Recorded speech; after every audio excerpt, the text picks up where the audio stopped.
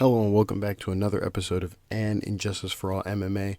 My name is David, and this episode is for UFC 278, Usman V Edwards 2. I'm recording this late on a Monday morning. I avoided spoilers for 2 days because I was very busy.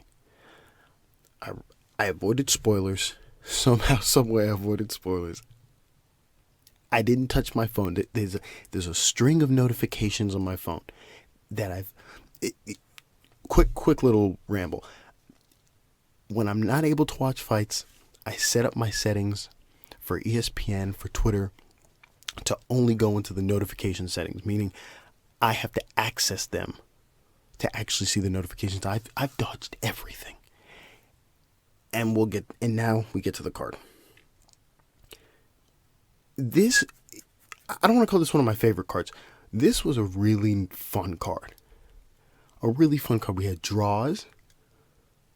We had one draw, and then I thought there should have been another draw. Really nice finishes. Really entertaining fights that just kind of kept you together. And then the main event just delivered. It just shocked everybody. It just sent everyone into a frenzy. This is one of those cards that I'll remember for a very long time. And I'm glad that nobody spoiled it for me. And I came back and I watched it, and it was great. In terms of the scoring, because that's what we're here for, I thought the scoring was actually pretty consistent. No injustices. No one got robbed. Okay. No one got robbed, but there's a couple niggles on the card that may look differently depending on who you ask. And we'll just start it off so we can finish this. No injustices. No one got robbed. We go straight to the honorable mentions. That's a category where I just dislike the scorecard, and I say the right score for the scorecard. Okay, first honorable mention is Fletcher versus Loosa. Or Loosa. It's Fletcher versus Loosa. I had this 29-27 for Loosa. I gave him a 10-9 in the first and a 10-8 in the third round. I'll explain in a second. And the 10-9 to Fletcher in the second round. In that very first round, okay, Loosa had a takedown and he outstruck Fletcher on the feet. In terms of the strikes on the feet, Fletcher was kind of winning up until, and I say winning kind of barely from a stand-up perspective, up until about the end where Loosa kind of came on. He came on, and then he got the takedown that kind of solidified the round for him. You go to round two. It was close on strikes, and I gave the edge to Fletcher because he had the more heavier shots. They were kind of trading, so it was a kind of a back and forth thing. But Fletcher obviously hit him with the much more heavier shots. He made him wobble a little bit. I don't like using that because I like the person gets dropped. There's a lot of fights where people get wobbled, right? But in this case, he hit him with the heavier shots. I can't defiantly say who got outstruck, but it was close in terms of the strikes. And Fletcher hit him with the heavier shots. That's most definitely Fletcher's round. And then we go to the third round, where Loosa outstruck Fletcher on the feet. He ended. Fletcher went for a takedown, and that's how Loosa ended up on top. And he stayed there pretty much the entire round, and just continuous ground and pound for about 3+ minutes. I gave it a 10-8 because essentially Fletcher offered up no offense and was controlled, and for lack of a better word, he was dominated for that entire round, hence why I gave it 10-8. You read the judges' scorecards. Saul Diamata had it 29-27. His scorecard reflects mine. And then Chris Lee and Dan First, I believe it's First, had it 29-28 for Loosa. Instead of a 10-8 at the end, they gave it 10-9. So those are their scorecards. Nothing crazy there. They just didn't give the 10-8. And in certain cases, I think that's fine. In this case, I think that's fine. Next honorable mention. This one I was when I heard it live, when I say live, I mean the recorded version that I heard, which is live to me technically. When I heard it, I was surprised that one judge scored it the opposite way. I'll explain in a second. I'm talking about Woodson versus Saldana. I had this 28-28.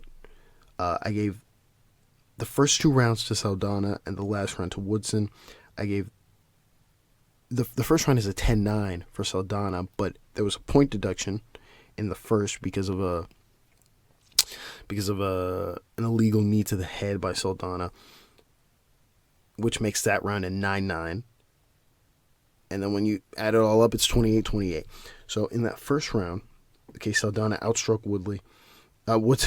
Saldana outstruck Woodson on the feet. It was mostly leg kicks. So it wasn't any head strikes up until obviously when he started dropping him.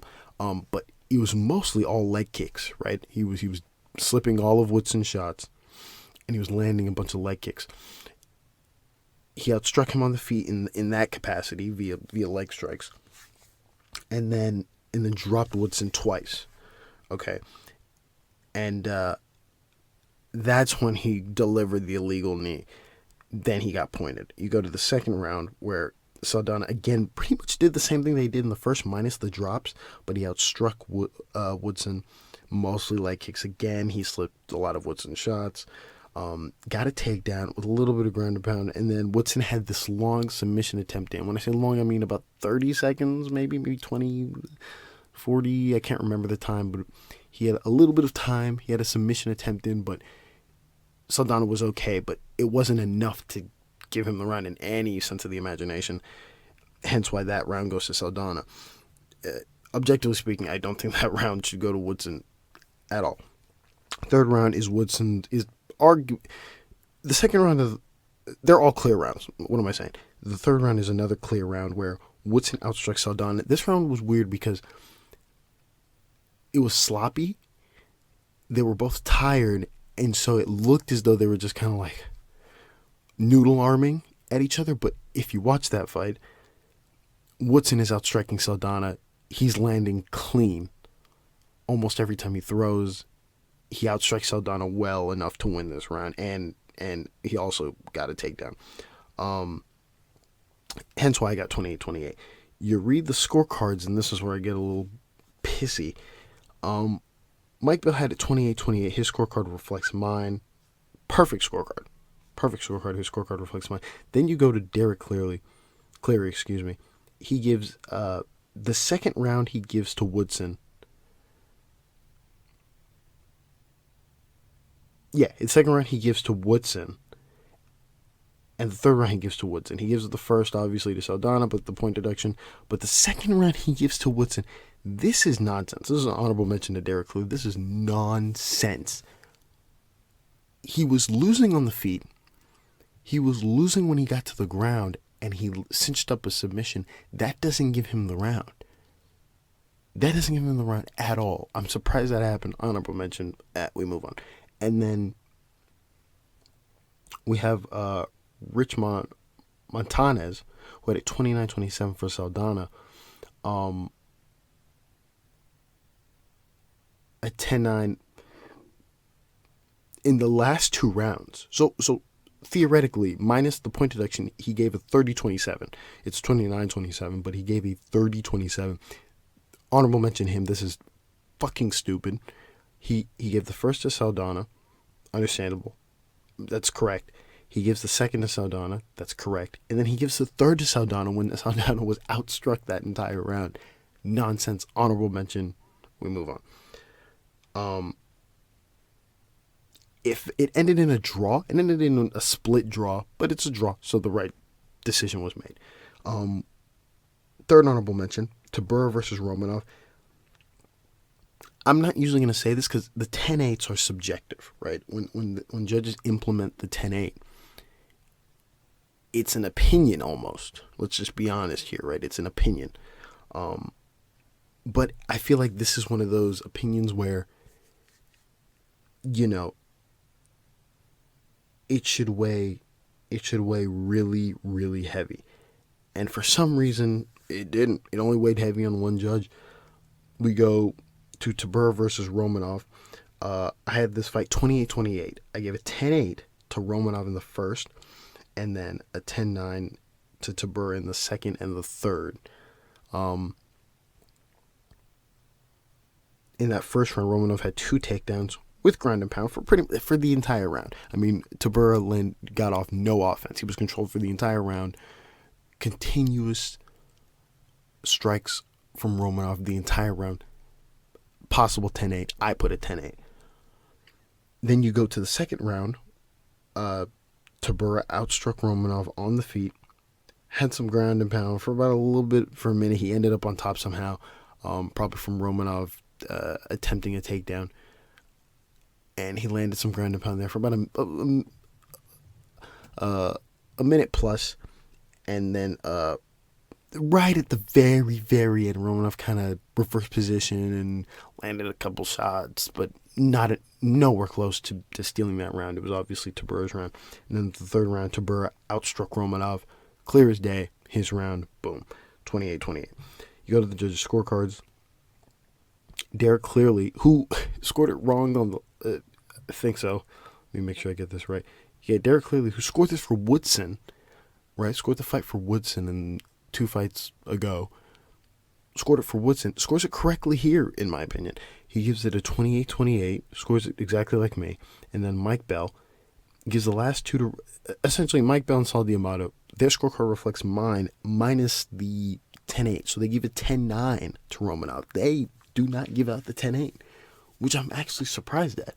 But there's no honorable mention here because that's kind of subjective. It's kind of, I'm assuming their philosophy was Romanov wasn't as, what's the word? Maybe he wasn't, they wanted to see more from him. But in my head, it wasn't the damage. He was dominant, and he did it for the entire round, hence why I gave the 10-8. But I guess they wanted to see more damage. And so, boom. That's how you get Tabor as the winner. So, nothing wrong with that. But I thought it was a 28-28.